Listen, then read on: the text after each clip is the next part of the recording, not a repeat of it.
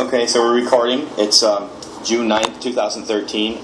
My name is Mario Gandolfo, and I am speaking to my mother. Her and I, and my sister and my father, who is now deceased, back in 1969 in February, at night, about 7 o'clock at night, saw a UFO appear in front of us about probably roughly 500 yards to 1,000 yards in front of us at about 500 feet above ground. And I pretty much know in my mind what I saw that night, but I am going to let my mother tell me what she recollects of that night as well. So it's all for you, Ma. Here you go. All right. Hello. My name is Nancy Gandolfo, and our home was located in East Canaan, Connecticut, on the south side of State Highway Route 44. We had a long sloping driveway that led to our home and the Blackberry River, which ran through the south side of our property.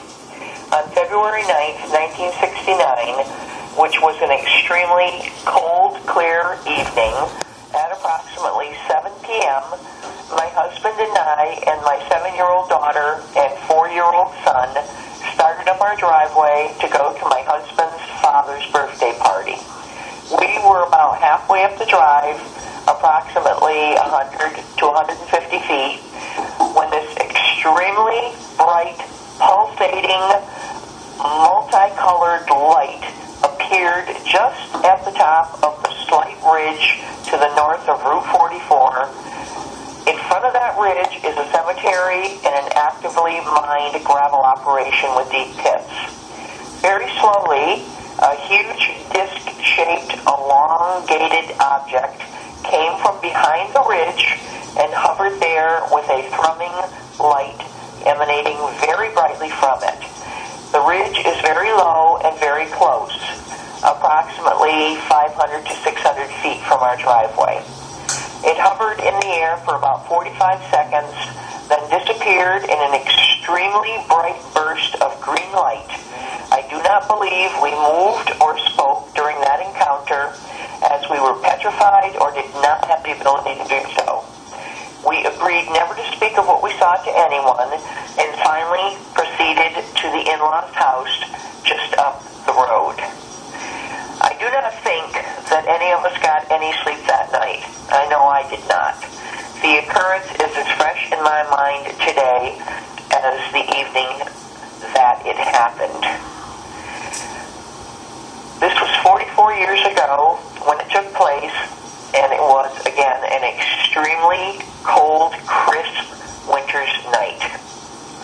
This is what I can remember to the best of my ability. Okay, that's pretty much what I got as well, which I've been saying all along, except for the recent part about I thought it was November and not February. So, anyway, are you still there? Okay.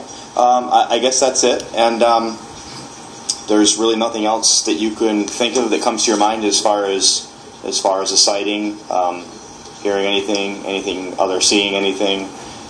Describe a little bit in detail. You said it had the pulsating lights. I know that there was the same type of craft that was seen in 1987 it was actually a picture taken by a Connecticut state trooper near Waterbury, Connecticut. I believe it was Glastonbury. Thousands of people saw it as it crossed over Interstate 84, but it was well over 2,500 feet up in the air, unlike ours, which was literally a couple hundred feet off the ground.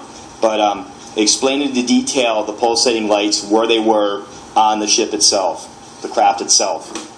And the colors as well that were on the craft, and in which direction they were pulsating, clockwise or counterclockwise, if you can recollect. Yeah, I can. I never thought about putting that down. But yes, it had, like a ship would have portholes in it when it were out to sea to look out of. This had round, almost like a baby's top, the way it was set up, and these portholes or windows or whatever it was hard to determine exactly what it was, but they were all around the whole parameter of the part of the ship that we could see, and it would be they pulse different colors from these holes going, let's see, it would have been counterclockwise instead of going clockwise. It would be as if they were going backwards, and continued to do so the whole time that it hovered there. And they were multicolored, and as I said, followed each other in a color pattern, almost like the colors were from some kind of thing that helped that ship to stay in that position, whether it was just fuel that was spent or lights that somehow or another were used to make that ship stay there. I don't know. But when it left in such a hurry that all I saw was a flash of very brilliant green light, and it went up and it was gone in a matter of a split second. Okay. You mentioned that the lights you thought would possibly have been some type of jettison propulsion in order to keep it stabilized, stationary there, but then you said that you thought that they looked like windows. Now, were the windows you were talking about above that, up towards the top of the craft? Yes. Okay, all right.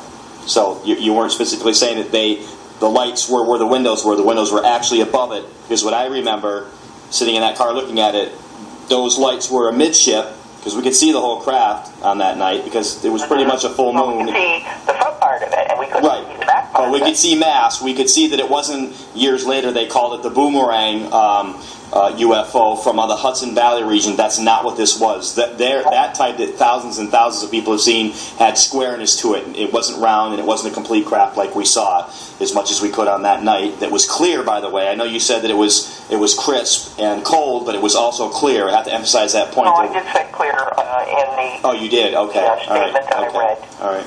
Crisp, clear. My recollection was, such as it is, being so young, is I thought that as we saw it was a little bit longer to me than 35 or 40 seconds. I thought it was there for a couple of minutes, hovering, and then it just slowly decreased down below the back tree line, and then there was a green flash and it was gone. That was my recollection, and that's what I've seen in my mind for the last 44 years since it's happened. I don't remember it going down to the tree line. I just remember that it ramped up in speed. The lights ramped up in the progression, following each other, and then it just went. It was just so bright, and then it was gone. Okay. So that's the way my memory is of it.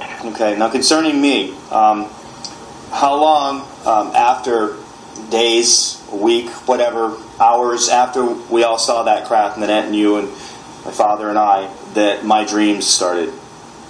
I don't know, because I don't remember that part of it. So I honestly cannot say that I remember that part of it. You can't remember me screaming bloody murder and you guys coming in and turning the lights on? I remember that specifically the first time it happened, and then for several years after that, I had to sleep with the lights on. No, I do not. Oh. Do not remember that. Well, that sucks. Well, I mean, it certainly could have happened, no doubt, but it just wasn't something that stuck in my mind. Okay. All right. Well, I'm just trying to think if there's anything else. That's pretty much it. Okay, cool. Well, thank you for your time. And I guess that's it. Okay. All right. When you shut it off, just want to ask you a question. Yeah, absolutely. All right. Thank you. All right. You're welcome.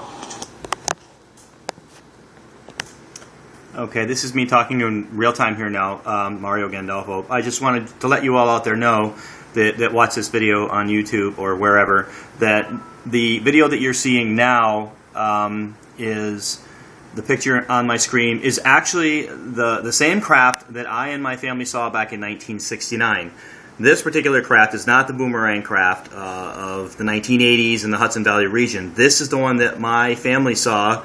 Don't know if it's the same craft or not, but this is the same type craft that we saw with the lights amidships. And as you can see, the back part is blocked off, but that's not because it's a boomerang, and where the lights end, that's where the craft ends. It's because there's mass, and you cannot see behind the lights behind it because there is mass in the middle. This photograph has never been debunked.